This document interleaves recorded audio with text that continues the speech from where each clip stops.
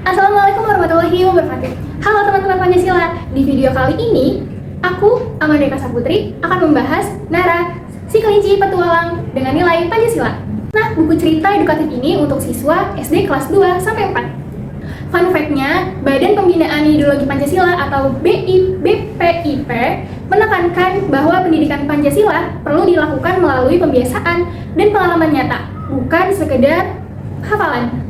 Nah, Kementerian Pendidikan, Kebudayaan, Riset, dan Teknologi juga menekankan melalui kurikulum 2013 dan profil pelajar Pancasila berbasis karakter dan praktik langsung. Nah, Pancasila ini memiliki peran penting dalam membentuk karakter anak seusia dini. Nilai-nilai seperti gotong royong, kejujuran, tanggung jawab, toleransi, dan cinta tanah air perlu ditekankan pada anak sejak usia dini. Nah, tapi agar menarik dan mudah dipahami oleh siswa sekolah dasar, pada kenyataannya banyak anak merasa bahwa materi Pancasila ini berupa teori dan membosankan karena disampaikan formal dan kurang dekat dengan kehidupan sehari-hari. Masalah di lapangan pembelajaran Pancasila di SD masih dominan hafalan dan ceramah. Nah, siswa juga cenderung menghafal bunyi Pancasila tetapi belum memahami maknanya dan memahami isinya dalam kehidupan sehari-hari. Kementerian Pendidikan, Kebudayaan, Riset, dan Teknologi melalui kurikulum 2013 dan profil pelajar Pancasila mendorong pembelajaran berbasis karakter dan praktik langsung. Halo teman-teman Pancasila, perkenalkan aku Raisya Radisti yang akan melanjutkan presentasi pada kali ini. Nah, buku ini tentang apa sih? Buku ini adalah buku cerita bergambar untuk anak yang menjadi salah satu media yang efektif untuk menanamkan nilai-nilai tersebut. Buku ini menghadirkan cerita yang dekat dengan dunia anak, lalu ada ilustrasi yang menarik, di mana membantu pemahaman, lalu ada situasi nyata seperti tolong-menolong, musyawarah, dan sebagainya. Lalu ada juga aktivitas dan refleksi sederhana. Nah teman-teman, cerita yang sederhana namun bermakna membantu anak belajar tanpa merasa sedang dipaksa untuk memahami pelajaran. Ada pula tujuan dibuatnya buku ini. Yang pertama, yaitu mengubah pembelajaran menjadi lebih konkret melalui cerita. Lalu yang kedua, menanamkan nilai sejak dini, yaitu bukan hanya pengetahuan saja. Kemudian, buku ini dikhususkan untuk siswa SD kelas 2 sampai 4, di mana bertopik Pancasila sebagai kepribadian dan pandangan hidup. Nah, konsep dalam buku ini itu adalah cerita berbasis karakter hewan yang relatable dan fun. Settingannya juga di sekolah Hutan Nusantara. Lalu tokoh utamanya itu ada Nara, si kelinci, Bima, Mimi, Toto, dan Riko. Ada pula daftar isi dalam buku ini. Yang pertama itu terdapat pendahuluan, lalu memasuki bab pertama yang berjudul Sekolah Hutan Nusantara. Bab kedua, perbedaan yang hampir menjadi pertengkaran. Bab ketiga, ketika persahabatan diuji.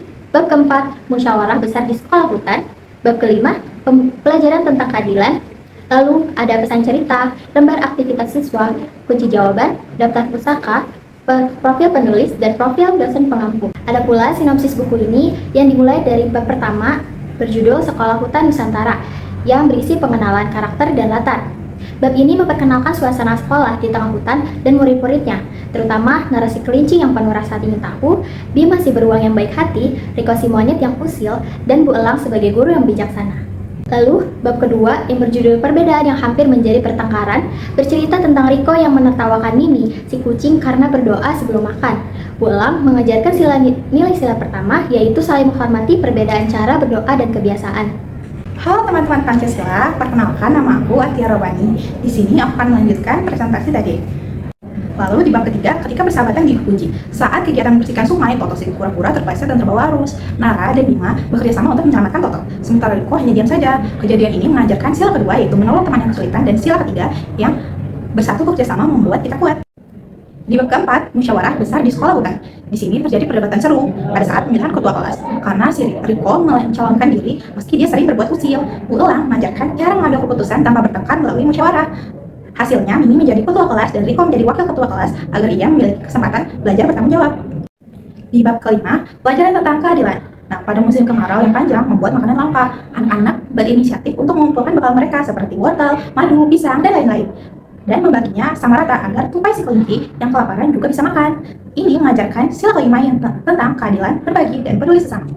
Nah, itu dia sinopsis dari buku kami. Untuk pendistribusiannya dengan target market anak SD kelas 2 sampai 4 di sekitar sekolah, dan kami akan mempublish di berbagai platform online seperti di Karya Karsa, Tip-Tip, Mayor ID, maupun Link ID.